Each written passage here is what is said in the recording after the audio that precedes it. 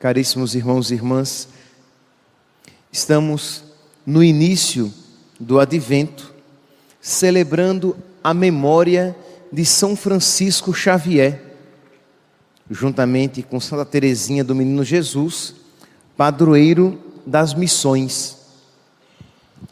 São Francisco Xavier, filho de católicos espanhóis,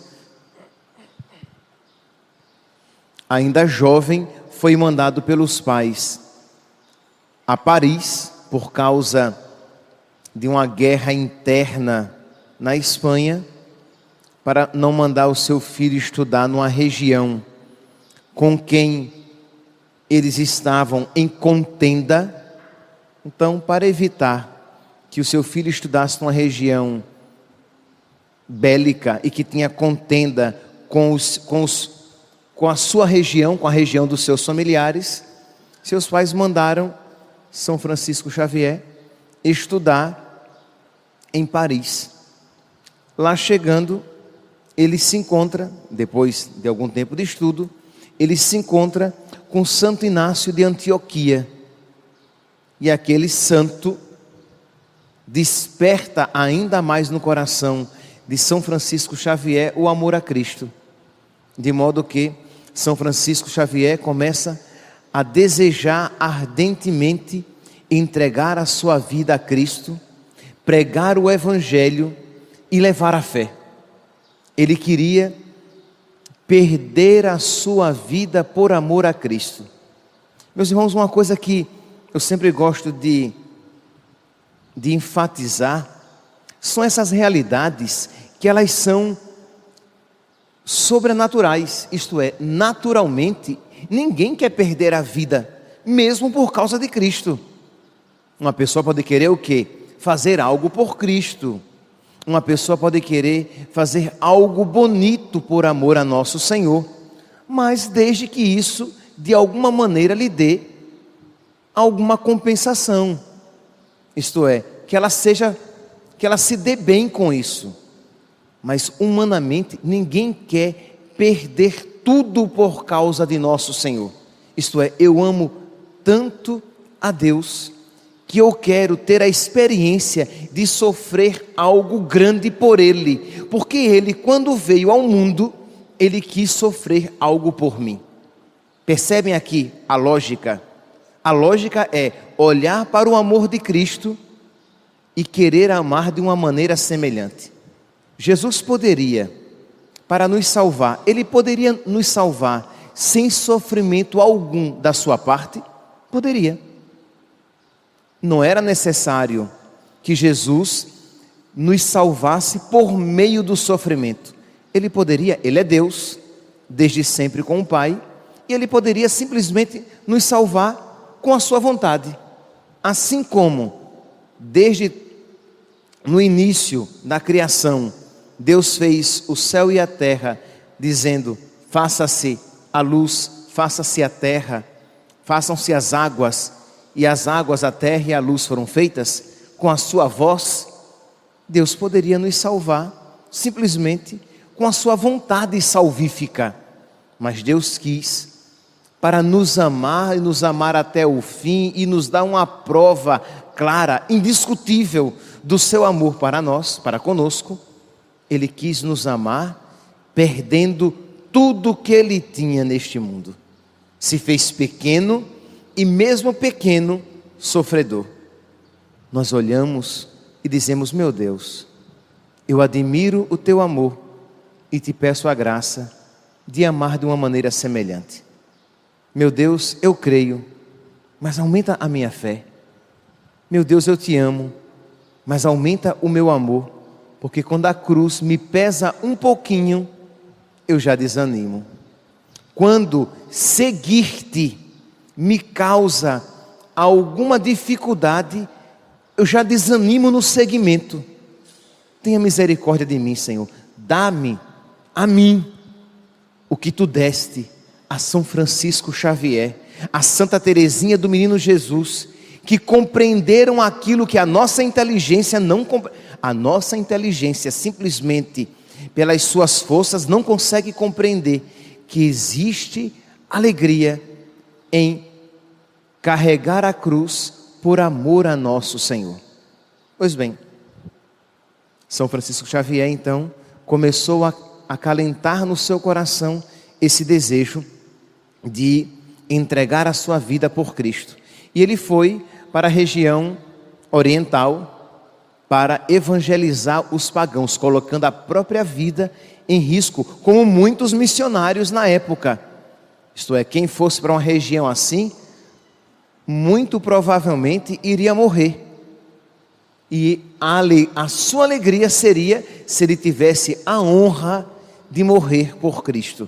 Ou ele era um louco, ou ele estava vendo algo que nós comumente não vemos. Ou Santa Teresinha era uma louca que também dizia, queria se ofertar como um holocausto de amor a Deus. Ou Santa Teresa de Jesus, Santa Teresa d'Ávila, que também desde criança queria morrer por Cristo, era louca. Ou nós, meus santos, é que não sabemos ainda o que é ser cristão católico. Nós é que somos loucos, nós é que não compreendemos a fé. Eles, os santos, eles viram a luz, eles viram a verdade, eles viram o verdadeiro caminho e o desejaram com todas as forças do seu coração. Vamos pedir, meus santos, desde o início deste advento, pedir a nosso Senhor que Ele nos conceda uma luz mais abundante da fé. Que Ele, como nós rezávamos no Salmo de ontem, que Ele nos ensine os seus caminhos, que Ele nos ensine a ser verdadeiramente católicos. Que nós não sejamos católicos apenas a partir daquilo que nós um dia aprendemos, mas que nós sejamos católicos de uma maneira diferente, descobrindo a fé, vendo a fé e vivendo a fé como a descobriram, viram e viveram os santos. Só assim, meus santos, só assim, meus irmãos, nós saberemos o que é ser verdadeiramente discípulo de Cristo. Pois bem, lá foi então São Francisco Xavier para a região oriental evangelizar os pagãos, e Deus, que tem caminhos diversos e diferentes para todos. É interessante, a uns missionários Deus deu a graça de testemunhar com o próprio sangue, morrendo por causa de Cristo. A outros missionários Deus testemunhou a sua presença, dando a eles uma fecundidade imensa, que foi o caso de São Francisco Xavier, que é tido como, depois de São Paulo, o missionário mais fecundo da igreja. Ele mesmo diz que ele batizou tanta gente, isto é, ele conseguiu converter tantas pessoas, que o seu braço se cansou de batizar. Ele batizou tanta gente, quando ele pregava para as multidões se convertiam. As multidões queriam viver. Imagine, meus santos, nós estamos falando de uma região pagã, em que as pessoas, em que converter-se era de alguma maneira entrar em contato com o essencial da fé cristã. Um pagão que não conhecia Cristo, que via o crucifixo, quando se convertia ele dizia: eu quero também ter uma vida semelhante a dele para ir para o céu. Eu quero também, por causa do Pai, para fazer a vontade do Pai, passar por todas as dificuldades que eu tiver que passar. Eu também estou disposto a ser perseguido e a perder a minha vida por causa de Cristo. É diferente, vocês compreendem que no nosso contexto, conversão é uma coisa, no contexto pagão era outra. O que é conversão no nosso contexto? Quando você conversa com alguém, é ir à missa aos domingos, é fazer uma boa confissão e deixar alguns maus hábitos, pecados. Na cabeça das pessoas do mundo atual, converter-se é isso. Você vai dizer: olha, você não pode mais encher a cara, você não pode mais namorar a sua namorada dessa maneira errada, você precisa ter uma vida de oração, você precisa começar a ir à igreja. quando foi sua última confissão, mais ou menos na cabeça das pessoas, atualmente, conversão é isso. Mas o que era conversão na época desses pregadores em regiões pagãs? Era o que? Olha, você vai aceitar Cristo, você vai perder os seus bens, você muito provavelmente vai ser perseguido pelo governo, você muito provavelmente será assassinado, mas você vai ganhar o céu. Perceberam que é um negócio totalmente diferente? Isto é, você vai aceitar Cristo, pois bem, a sua vida aqui vai virar um inferno, mas você terá o céu, você terá a eternidade feliz. E essas pessoas, então, elas faziam essa troca, elas trocavam a vida aqui da terra pela vida lá do céu. Compreende, meus santos, que a conversão num contexto desse, ela tem um grau infinitamente superior.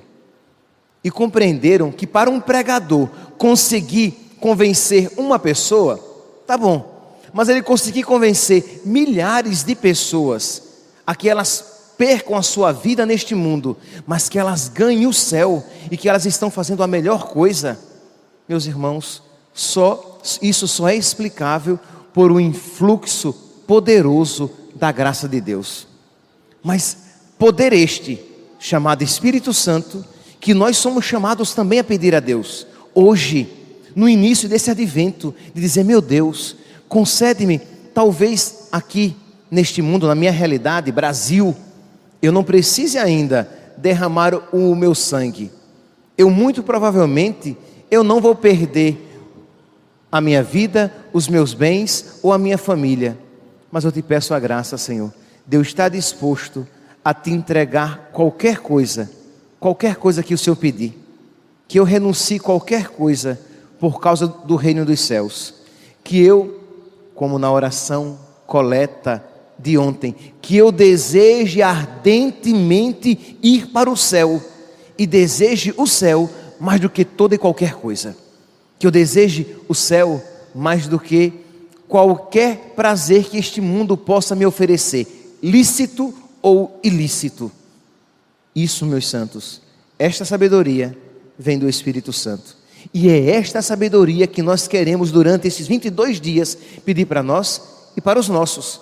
Eu espero que vocês não estejam aqui sozinhos, mas que o coração de vocês esteja pleno, cheio de pessoas por quem vocês estão rezando também e fazendo este advento, suplicando esta sabedoria que vem do alto.